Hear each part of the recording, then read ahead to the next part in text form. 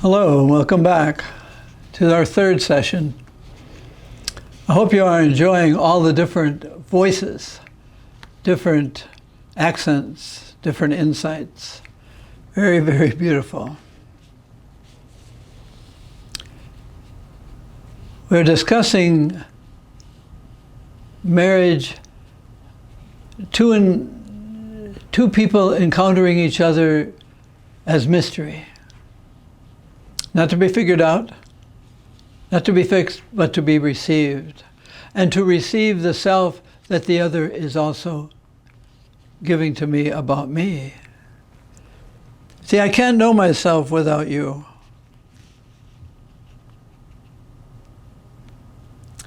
And well, maybe an image would help.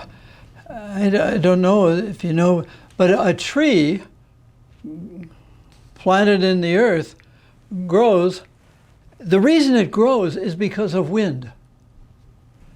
Because the wind, the branches are bent and put a strain on the trunk, who puts a strain on the roots, and the roots then reach out for more grasp, more nurturing.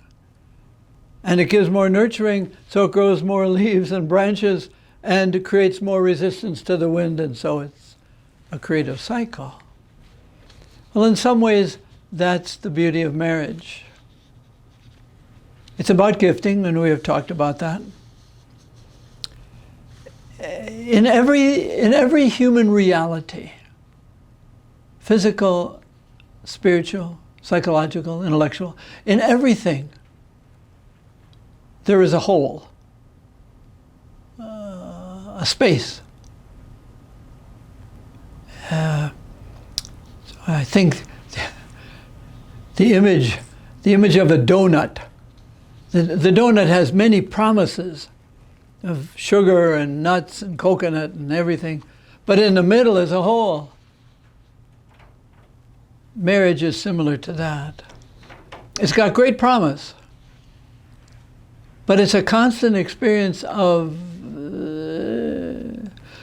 isn't there something good that doesn't have a hole in it? Two cookies are always better than one. Anything good, we will always want more of it. And so our spouse is good, but could be better in some things. Better in giving me, perhaps. Better in helping me enjoy life, enjoy being me. And so in a funny way, reverence for something and someone this is spirituality, is reverencing that he or she is always going to be an experience of the incomplete. Everything is incomplete. All good novels, good movies, good plays, good ball games, everything good ends. And it is one of my proofs for the existence of God that everything has an invitation. Keep going. But can't I grab it and hold it and have it? No. We are only temporary possessors. So the hand that grasps it is the hand that will let it go. The hand that lets it go has a hand to receive more. But not all. And so in a strange way, and I hope this makes sense, everything is appointed. Okay, everything has a name. Everything is even your spouse is appointed to be a disappointment. Oh no, yes, a graceful disappointment. Every form of intimacy is an invitation to wanting more. That was a good conversation. Let's do it tomorrow. No, it was meant for now. We want completion. We want the whole thing. And God says, I know you want the whole thing. I am the whole thing. And marriage is as close an invitation as you can get to completion. But because of the completion, there's always the incomplete. Because of the appointment, there's always disappointment. Everything is appointed to be what it is, you see. And that one apple can only be one apple. It's appointed to be what it is. Husband, wife, appointed to be temporary, incomplete, a disappointment. And the beauty of marriage is not that it's based on evaluation, appreciation. It's based on reception. That each of us has a hole, and I can't complete you. I am sorry. I am often sorry. But I can't complete you. And I am sorry that I can't fulfill all your desires for completion. I can't be God. Sorry about that. So God gives us to each to be a disappointment that is also grateful, because it says, yeah, I want to make God of you. I want to be God for you. I want to be God for everybody. I want to be all powerful, all knowing.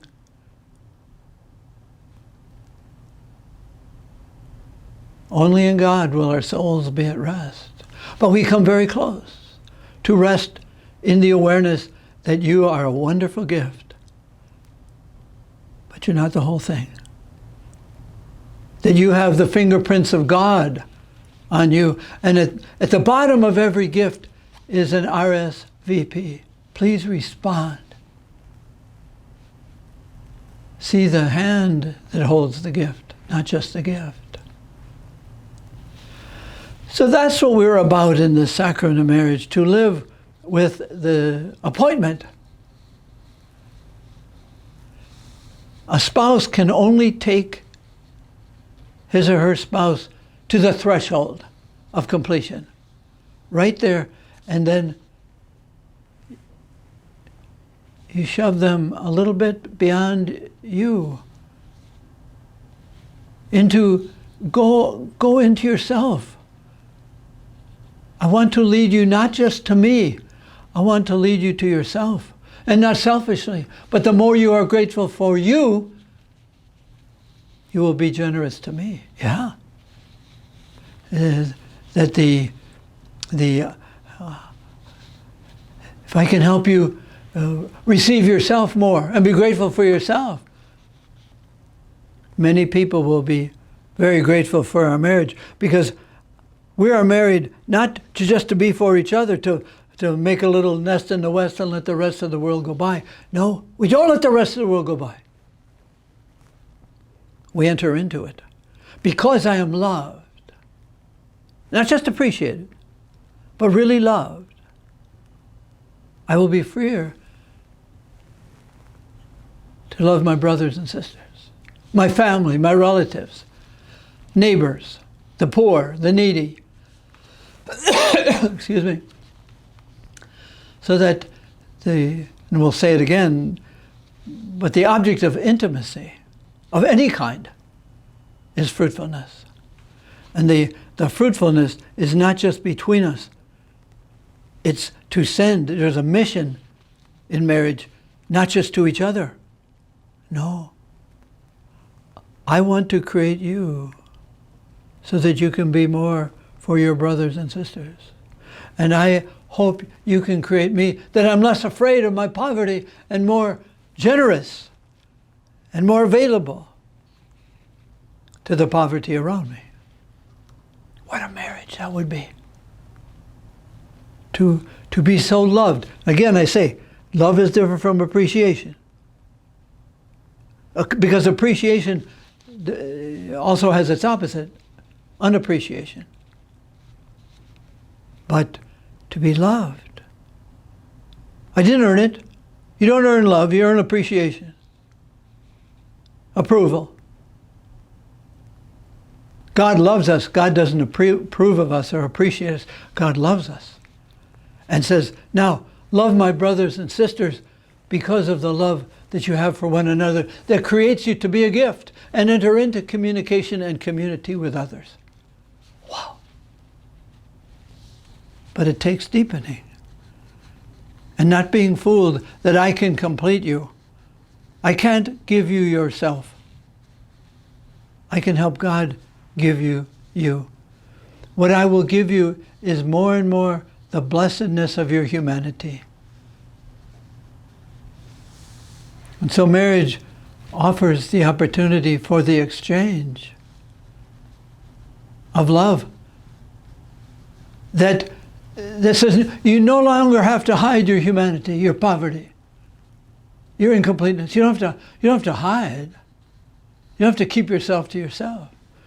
You don't have to deny your gifts. You then become a revelation of who you really are. In a sense, a wife will say to her husband, a husband to her, I know the goodness that is in you. I love the goodness that is in you. I want you to see it and to live it and to share it with our children, our relatives, the poor, the needy. Let's do that together. And we won't be disappointed then in each other. We will be appointed to be a blessing beyond ourselves. What a great way to live. What a human way to live. A spirituality, not of anger. You know, it's funny, just one more image, but the closer you get to a light, say a lamp or a candle, if you're way over here in the dark, the closer you get to the light, the more you see of yourself. You got spots on your shirt, nicks on your cheek, pimples on your nose. Stay away from the light, then they're not there. No, in love you get close to each other's light and each other's awareness of the truth, and you have to accept the truth too. Or the marriage keeps a safe distance. There'll be no disappointment in our marriage. If there's no disappointment, there'll be no truth. And so we get close to the light that is the love that married people have for each other. But their love for each other is not just for each other. Your love for each other is for us.